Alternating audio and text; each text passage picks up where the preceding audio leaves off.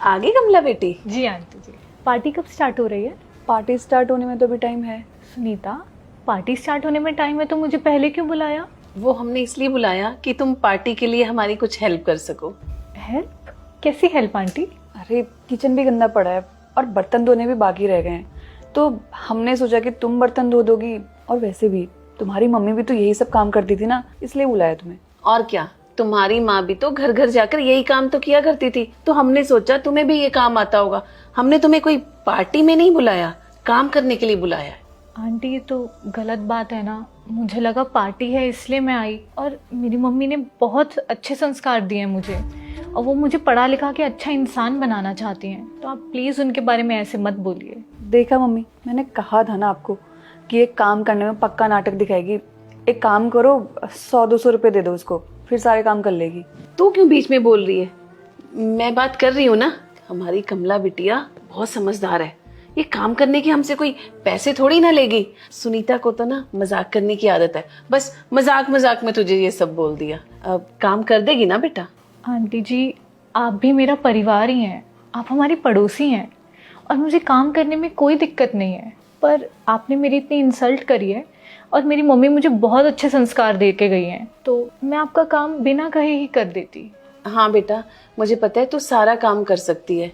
वो क्या है ना, मेरा हाथ ना सुबह जल गया था, तो बहुत दर्द भी है और जलन भी बहुत है, तो मैं किचन में काम नहीं कर पाऊंगी। अब सुनीता को तो पार्टी की तैयारी भी करनी है और घर पर गेस्ट भी आने वाले हैं, तो बेटा अगर तू बर्तन कर देती तो बड़ी हेल्प हो जाती। जी आंटी जी। अरे वाह मम्मी, कमाल की एक्टर हो आप तो। बेचारी को आपने इमोशनल करके सारा काम भी करवा लिया। तेरी माँ ना बहुत बड़ी एक्टर है, अपनी माँ से सीख, प्यार प्यार से दूसरों से अपना काम कैसे निकलवाया जाता है। हाँ मम्मी, सीख ही रही हूँ। आंटी, आपने पट्टी खोल दी? आपने तो कहा था जला हुआ है, पर निशान तो कहीं दिख नहीं रहा। हाँ हाँ, अभी अभी ठीक हो गया। आंटी, पर इतनी जल्दी कैसे? अरे कहा ना मम्मी ने, ठीक हो गया तो ठीक हो गया। अच्छा आंटी, आपने झूठ बोल के मुझसे सारे काम करवाया ना।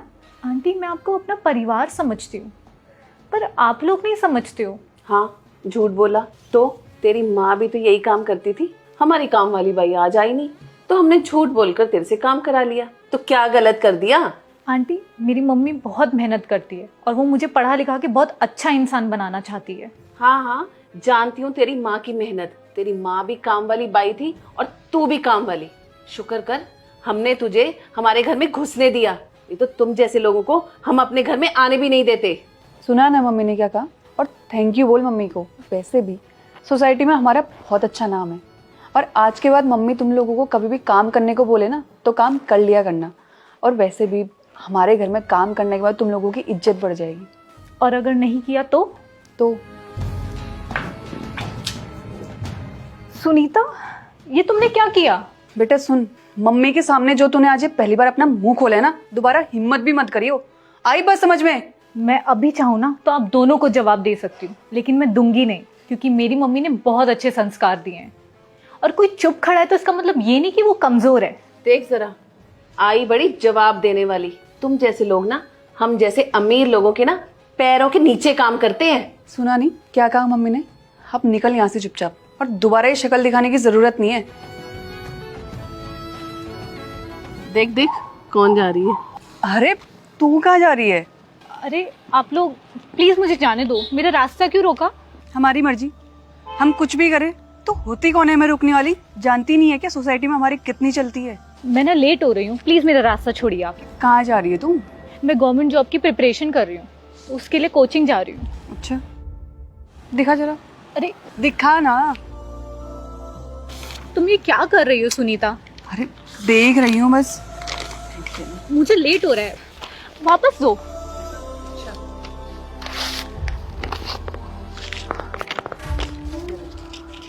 सुनीता, तुम पागल हो गई हो क्या? तुमने ये सब क्यों किया? मेरी बेटी ने ना ये इसलिए किया है कि तुम लोग ये गवर्नमेंट जॉब के लायक नहीं हो। तेरी माँ भी काम वाली थी और तुझे भी वही काम करना है। ये गवर्नमेंट जॉब का सपना भूल जा तू। चल जा अब यहाँ से।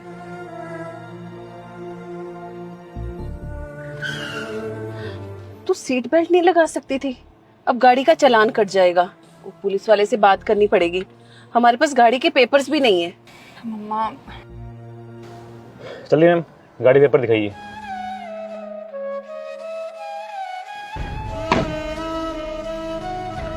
सर पेपर्स तो है ही नहीं हमारे पास गाड़ी के। सर एक काम करिए ना, कुछ रुपए लेके मामला रफा दफा कर दीजिए। सर देखिए, हम ना थोड़ा सा जल्दी में है, हमें किसी फंक्शन में जाना है। आपको जितने भी पैसे चाहिए आप लीजिए और हमें फ्री कर दीजिए। आप लोग जाइए, मैम से बात करिए, मैम कुछ कर सकते हैं। जाइए। ठीक है सर। अरे नेहा, तुम यहाँ पर? क्या हुआ, तुम्हारी गाड़ी भी पुलिस ने पकड़ ली है क्या? हमारी यहाँ बहुत चलती है, छुड़वा देंगे तुम्हारी गाड़ी भी। अरे मम्मी, इसके पास कहाँ से गाड़ी होगी? बेचारी तो यहाँ साफ सफाई करने आई होगी, है ना? वैसे तेरी एक बेटी भी थी, वो कहाँ है? ओहो, वो भी तो बेचारी साफ सफाई करती होगी, बहुत जुबान चलती थी उसकी। और नहीं तो क्या, मेरी बेटी ने तेरी बेटी को सीधा किया था। और तुम लोग इतने सालों से हो कहाँ? दिखाई नहीं दिए, लगता है खुद ही चले गए। अच्छा है, नहीं तो हम लोग तुम्हें धक्के मार के यहाँ से निकाल देते।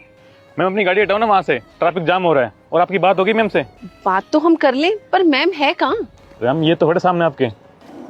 माँ क्या हुआ? ये है मैम। जी। क्यों, ऐसे आपको शौक क्यों लगा? मेरी बेटी ऑफिसर नहीं बन सकती क्या? बन सकती है।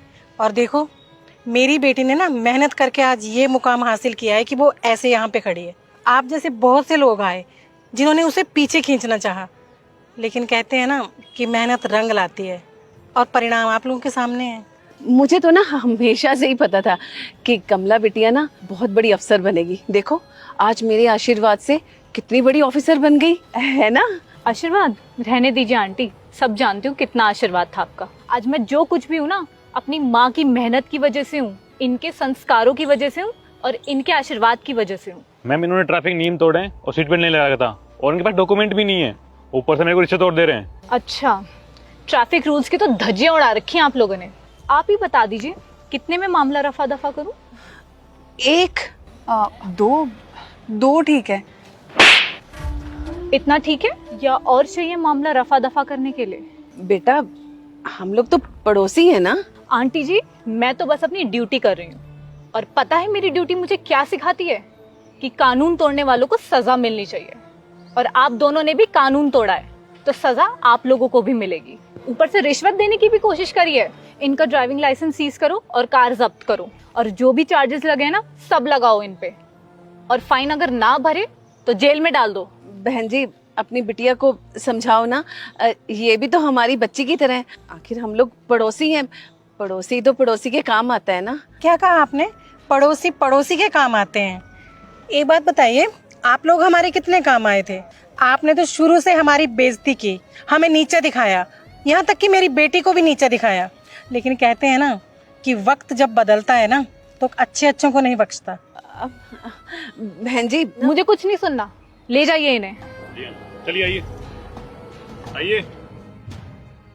बहुत से ऐसे लोग होते हैं जो दूसरों के साथ बदतमीजी करते हैं, उनके साथ अच्छा बिहेव नहीं करते हैं। तो प्लीज़ कभी भी किसी के साथ भी मिसबिहेव ना करें, हमेशा एक दूसरे की रिस्पेक्ट करें, क्योंकि अगर आप दूसरों की रिस्पेक्ट करते हैं तो आपको भी रिस्पेक्ट ही मिलेगी। तो कभी भी किसी के साथ ऐसा गलत व्यवहार ना करें, हमेशा एक दूसरे का साथ दें। और अगर आप लोग चाहते हैं कि आपकी स्टोरी हमारे वीडियोज़ में आए, तो आप लोग अपनी स्टोरी मुझे इंस्टाग्राम पे भेज सकते हैं अच्छे से मॉरल के साथ। तो जल्दी से आप अपनी स्टोरी मुझे इंस्टाग्राम पे भेजिए, मैं आपकी स्टोरी का वेट कर रहा हूँ। और इस वीडियो को सभी फ्रेंड के साथ शेयर कीजिए, फैमिली के साथ शेयर कीजिए, और कमेंट करके बताइए कि आपको स्टोरी कैसी लगी। जल्दी से कमेंट कीजिए, हमारे यूट्यूब चैनल को सब्सक्राइब करें, हमारे फेसबुक को फॉलो कीजिए। हमेशा से मुस्कुराते रहिए, खुश रहिए। Thank you.